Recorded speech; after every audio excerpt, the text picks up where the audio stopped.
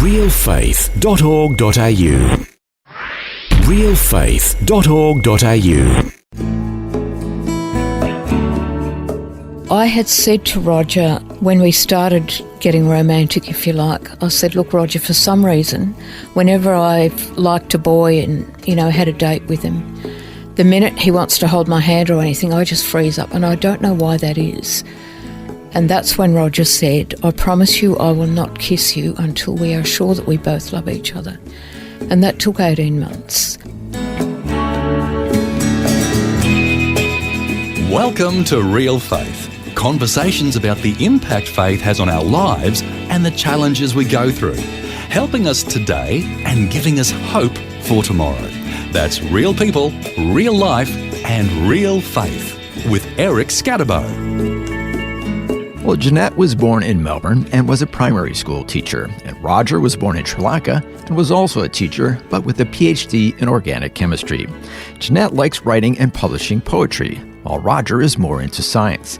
So how did the two of them meet and somehow bridge their personality differences?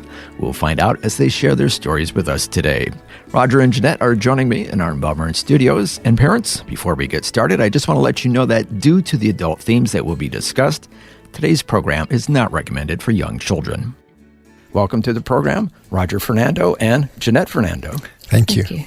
Glad to have you with us. And so we're going to get to kind of your personality differences, the poetry-loving primary school teacher and then the science teacher of the high school students. So that's kind of the difference, but we'll find out how you kind of have bridged that gap over the years.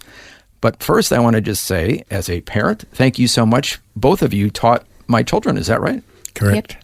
So Johnny and Wanda were students at Mount Evelyn Christian School and also went on the trip to Yuendamu Aboriginal settlement north of Alice Springs. So that was a major life-changing event for them. And of course, many students over the years have gone on that trip. So that's something hopefully we'll talk about in a bit. But first, let's go back to both of your childhood. We'll start with you, Janette. You were born in Melbourne. Tell us a little bit about home life growing up. Yes, well, my parents migrated from Holland, and actually I couldn't even speak English when I went to school. I could only speak Dutch, and then obviously picked up English along the way. But we had a very happy childhood, and my parents were members of the Reformed Church, which they helped to start up in Melbourne, in Australia. And I did have, apart from one incident, I would say I had a happy childhood. The incident was that I was molested when I was 4-year-old by a man who lived next door to the school. I couldn't bring myself to tell my parents for 6 years, and every night I would pray and ask God to forgive me. And then finally one day, I think my mother realised that there was something going on, and she said, Janette, is there anything you want to tell me? And will it help if I turn out the light? And so we sat there in the darkness and I told her. And thankfully, my parents believed me, and they went to the school and told the principal and told the police and all of that. So I felt that I'd been listened to, and that was really important because I know that some people have been abused, haven't been believed. So that was good. But then I blocked it out of my mind for quite a long time. Was the person convicted or punished? No, because it had happened so long ago, they decided they would just keep him under surveillance. So as far as I know, nothing ever happened. But the main thing is your parents heard you, took it seriously, and sought appropriate action. Yeah. And I think, so another thing that stands out in my memory is one night there was a terrible thunderstorm and I was in my bedroom crying. I thought the end of the world was nigh. And my mother came in and said, what's the matter? And I said, well, I think it's going to be the end of the world. And she sat down and opened her Bible to Psalm 91 and read it with me, and she prayed with me. And I've never forgotten that. So little moments like that are the things that help you to stay strong in faith.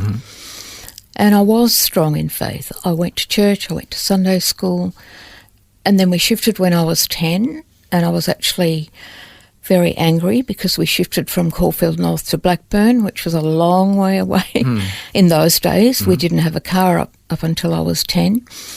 And I actually went from being a good little girl to being the naughtiest girl in the class because I was so angry with my parents for making us shift away from my best friends in particular. And how old were you about at this time? I was 10 when that happened. However, we did start going to the Box Hill Reformed Church, and that's where I met Roger in my teens. Well, let's switch over to you, Roger. You were born in Sri Lanka? Yep. Tell us about your home life and family life growing up. Okay, one of 3 children. My father was a lieutenant colonel in the Sri Lankan army, the artillery regiment. Oh. Mum didn't work for money, but she had the bulk of the home duties because Dad was often visiting his troops around the island. We are part of the Dutch Reformed Church in Sri Lanka. And what is your heritage? Well, ironically, Dutch is part of it as well. Yes. Yes, so my mother's side is my mother's mother and mother's father. That's all Dutch, way back to Holland. And my father's mother's is German. And my father's father, well, that's a Portuguese name. Fernando is a Portuguese name. Yep. But let's just be real about this. You're dark. I am. I tan up well. You have a very good tan, which you've always had the whole time I've known you. Yeah, correct. Yeah. So Sri Lanka was invaded first by the Portuguese in the 1600s, then by the Dutch in the 1700s, and then by the British in the 1800s. And no doubt some of those invaders procreated with some of the local women. So you're saying your bloodline is probably mixed with the local Because Sri Lankan genealogically, I've got Dutch, German, and Portuguese blood. There's no evidence of Sri Lankan blood, but I'm looking right at you. yeah, exactly. The proof is in the pudding. Yeah. So that was your childhood growing up? Correct. How did you do in school? I was terrific. I was, in the top 3 up until about grade 4 when I joined a gang. I won't use the name of the gang because it's a bit rude, but it was led by a Chinese guy called Chang. And Chang introduced me to smoking, to wagging school, and to shoplifting. Oh. And in a little delinquent. Yes. In what year is that? Probably about 10 years old? Yep, 10 to 11. And then, around 11 years old, I got caught shoplifting. We were with the gang. The rest of them ran off and left me. And my mother got called in, and the bookshop owner said, "You pay 25 rupees or else I'll call the police." Mum paid the 25. But that was a wonderful thing in retrospect because it was like God shaking me up. Because here's the sad news. Chang ended up being knifed to death in a Sri Lankan prison as a heroin addict. Oh, wow. So that may have been my future. May have been. Yeah. But, So speaking of God and you, what was your spiritual background up to that point? Oh, a Christian family, as I mentioned before. But I was very, very ashamed of what I'd done and very, very glad that my parents said we're going to migrate to Australia because as a group we were being racially and religiously vilified or treated badly in Sri Lanka. Why was that? Well, the Sri Lankan government is a Buddhist government, and so basically they made Sinhalese the language that everybody had to speak. We were English-speaking. We were what I call burghers. Burghers are the descendants of the Dutch. So it was going to be really challenging for us growing up to get work. We were not Buddhists. We were not Sinhalese. We didn't speak the language. And so around that time, hundreds and hundreds of Sri Lankan burghers migrated to the UK, to Canada, some to the States, but the 3 main were UK, Canada and Australia. And I understand you had some challenges trying to get into Australia. Yeah, so in Australia up until 1972 was the White Australia policy. We applied in 66. What does that mean, White Australia It means policy? that they wouldn't take anybody of colour. You had to be of European descent. Now, technically, you are white. I mean, Yeah, based so on genealogically, yeah. So you had to prove that, and the only way you could prove it was your genealogy. Unfortunately, my great-grandfather on my father's side, because he was a Roman Catholic marrying into the Reformed Church, the Dutch Reformed Church, on his marriage certificate were no more details than his name. So my great-grandfather is where the Fernando line stops. We don't know anything about his ancestors. Oh, okay. Whereas with my father's mother and both my mum's parents, we could trace back to Germany and to Holland, Okay. genealogically. Okay. And that was all accepted by the Australian government. However, we failed. So what did you do? Well, we appealed. So we're not sure whether we failed because we weren't white enough or whether Dad's age. Dad was 55. Mm-hmm. So the government wasn't really happy about taking people who would have to be on welfare here or who couldn't support their families. Mm-hmm. So somehow or another, my mother's brother, who'd already been here since 1963, and he's about the same colour as me, but genealogically he was fine. Yeah, on paper he was. Yeah, he said to the Australian government, we'll look after them. And the deal was that they would have to look after us for a whole year. Mm-hmm. The government would not pay anything. So if we got sick, my uncle had to pay. Accommodation, my uncle had to provide it. Everything. Wow. And that was the deal. And the government agreed to that. And we were passed and we migrated here in January 68. Okay, and when did that white-only policy end in White Australia? Australia policy finished up in 1972. So if you had migrated 5 years later, Yeah. Oh, I mean, look at Australia now. yeah, There's hundreds of Indians, Sri Lankans, people from all over the place. but that's the way it was back then. That's the way it was back then, yeah. Our guests today are Roger and Janette Fernando, who are sharing their story as a couple with us. We've been hearing about their lives growing up in very different circumstances. We'll hear more of their stories and how they eventually meet when we return right here on Real Faith. The word for today is Australia's most widely read daily devotional, designed to give you practical teaching to keep you focused on your relationship with Jesus. Read it online or subscribe to the free printed edition at thewordfortoday.com.au. You're listening to Real Faith, conversations with real people about how God works in their lives. If you want to know more about integrating faith into your life, our website is realfaith.org.au. Just go to the website and you'll find helpful articles about the impact faith can have on your life. Once again, that's realfaith.org.au. Welcome back. I'm Eric Scatabo, and today I'm chatting with Roger and Janette Fernando, who are sharing their story as a couple.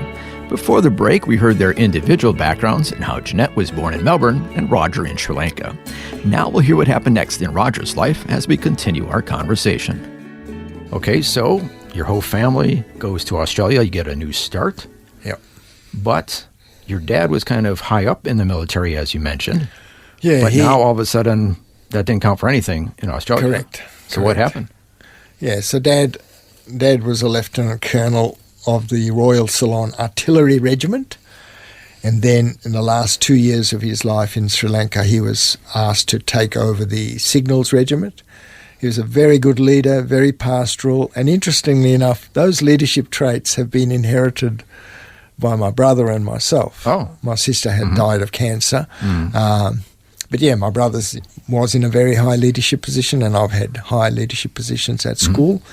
The only work Dad could get here was what Sri Lankans call a peon, P-E-O-N, and that's somebody who carries manila folders from one office to the next. Oh, that's it. That's it. I mean, talk about a come down. Yep. Then what happened? Well, that's all he did until he was 65. That was his job until in the Public retirement. Works Department. Wow. So Yep. starting from very little, your family, but yet you have a PhD.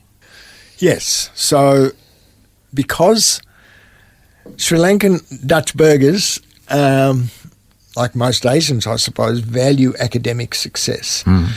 Now, unfortunately, my sister struggled at school. She failed year 11.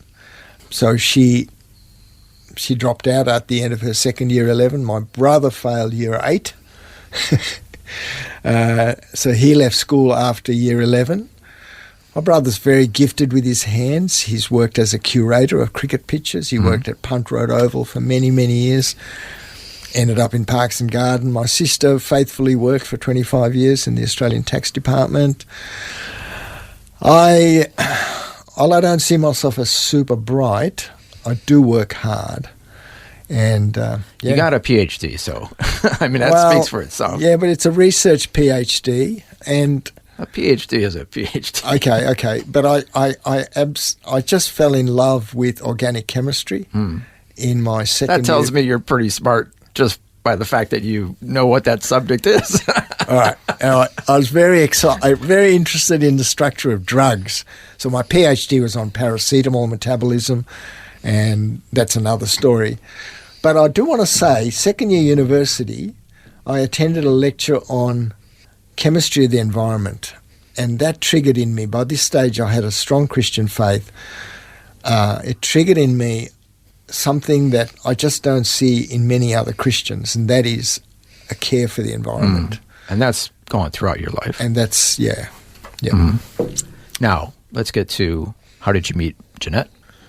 All right, so Janette... Should we swing back to Janette for that part? Let me start with this. Okay, all right. Janette noticed me when I first started coming to Box Hill Reformed Church as a 13-year-old and didn't think very much of me because of my behaviour.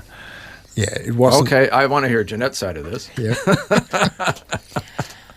But then we had catechism classes every Tuesday night, and we just got talking to each other, and Roger shared the things that were on his heart. And I think in a way we were actually best friends to start with. And even though, so our first dates were, the first one was quite funny because we went, both barracked for Melbourne, we went to the football and we ended up at opposite sides of the ground and didn't even meet up the next day at church. It was, where were you yesterday? Well, I was behind the goalposts. Anyway, we obviously survived that. So we used to see each other at church on Sunday, youth group, at catechism on Tuesday, youth group on Friday. And Roger was ringing me up every Friday at 5 o'clock. And then as we got deeper into the relationship, we started writing letters to each other. And I'm so glad we did, because that's a lost art nowadays. And we were able to really work through those issues of adolescence and of faith in our letters together and in our discussions together. So we were very close. Roger never proposed to me. We just knew that we were going to get married. Really? Yep. You just knew? We just knew. And it was a bit of a battle in the end, because we got engaged on my 20th birthday with the plan that we would marry later on in the year. And our parents had said that was okay. And then all of a sudden after the engagement, they said, well, actually, we think you need to wait an extra year. And that just about killed us, because we were trying very hard to be pure. And to wait another almost 2 years was really, really difficult. And we got to a point where it was almost better not to see each other. Better to marry than to burn. Yes, we're familiar with that verse in the Bible. And then my parents had said, but, you know, if you ever need to talk about it, come and see us again. So by July of that year, we prayed and prayed and prayed, God, please will you make it so that we can get married this year? And we asked my parents for an audience. So Roger went in to see them. And Wanting then some grace. My parents said, oh, no, Janette can come as well. Now, I should say that every time we talked about weddings, my mother said, oh, no, that's for next year. So I couldn't even plan the wedding. So we sat there and Roger said, we're finding it really difficult. We would still really like to get married this year. And my father had just had 6 weeks in bed rest because he had a deep vein thrombosis. And during that time, he and my mother had read through more than 1,500 love letters that they wrote to each other over their 8-year courtship. Oh, wow. And my father leaned back and said, reading through all those letters, we remember what it was like. Because we went through it ourselves. And then my mother said, so the 6th, the 13th or the 20th of December, and she brought out a folder of wedding planning stuff that she'd been secretly gathering together. Oh. So all of a sudden we had 5 months to get married. And so we got married when we were both 20 in December of that year. Roger was second year uni, I was third year teachers college. And how long have you been married now? Nearly 48 years. Oh, okay. So now you all know that we're 68 years old, aren't we? Yes. Oh, sorry to give away your ages like that. But that's fantastic. Let's go back to Roger here, all the way back to, tell us about when you first met Janette and when you knew it was more than just a friendship. Well, I guess I had invited a girl out. I was the Greythorn High School hockey coach, and a Scottish girl joined the team straight out of Scotland.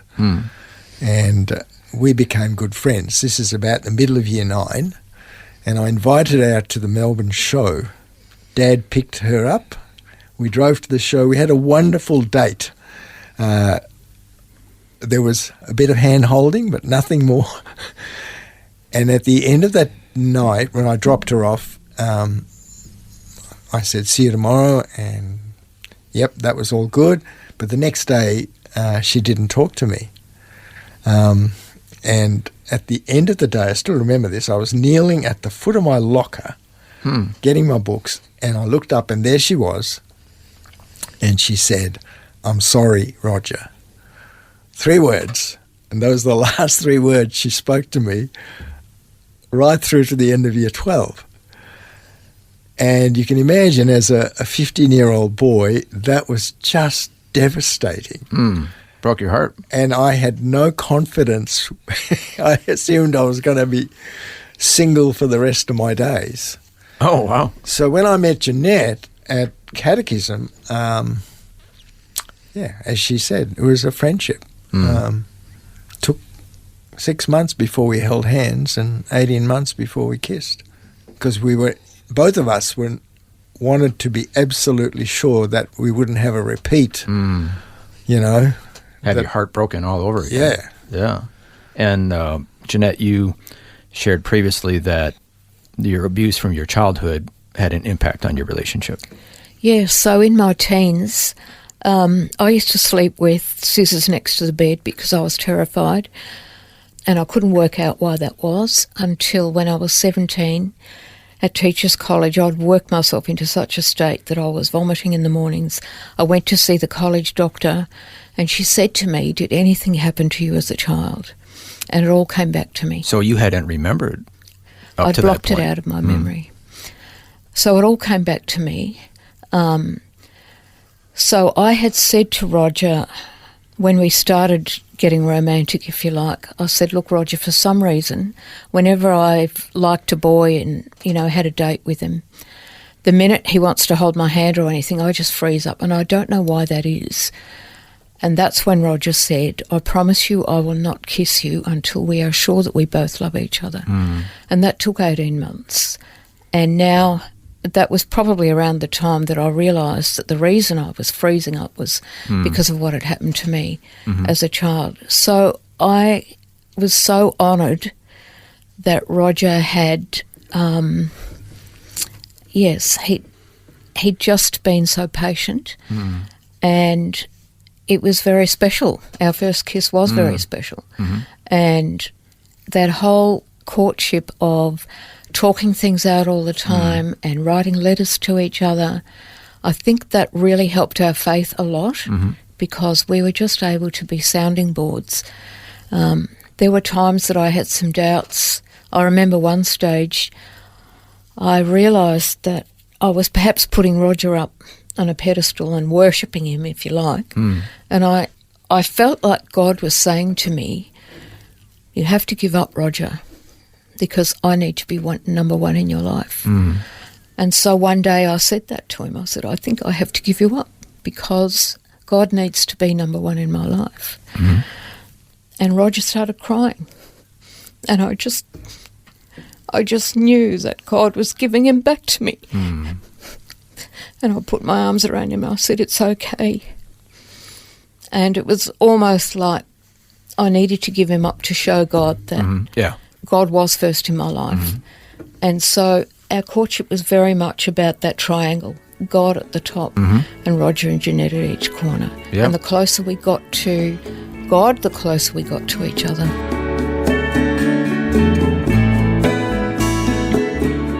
Well, that was part one of my conversation with Roger and Janette Fernando, who are sharing their story as a couple and some of the challenges they've gone through. But as we heard, their strong faith in God helped them to overcome those challenges and also helped them to grow closer and closer together.